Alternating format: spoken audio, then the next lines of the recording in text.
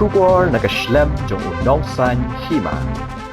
USP ke East Khasi Hills Urito Raj Ravi ula pentem baka Jingtohkit hagabedai bat ki Jingjia haki artli ki Jingsha penyap jong ki Baroh ki bakin thum ha Ichamati bat Mawroh kadang niat syakman ban kali yang ketenat polit kalayale kat balak ban penkloy ke Jingtohkit bat ru an pendep ya ke chart sheet hakapor babiang ya kani Ravi ula penpau ha ya keren bat kilar pathai kubor mentak asngi ke kat saw tarik ujembang arajar arpusaw badula pentep ru bahadin baladet ban kem ya ki Baroh ki basuba don kti amshim ladan shu ki bala Ïohkem thamai mat ka Ïohkem ya Baroh ki Baroh ki badan kti ki long ha Ichamati ki kinthum ya saw Ngut pad hamolai Mawroh uwei bat Baroh ki long san Ngut.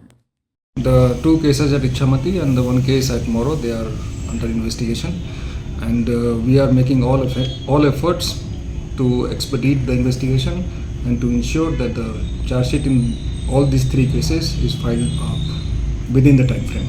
So is there any bail sought and bail given in all these two cases? Not yet.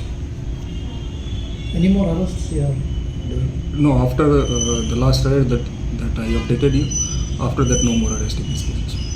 So far how many people have been arrested? In Ichamati cases, 4. In Mawroh case, 1. Total 5.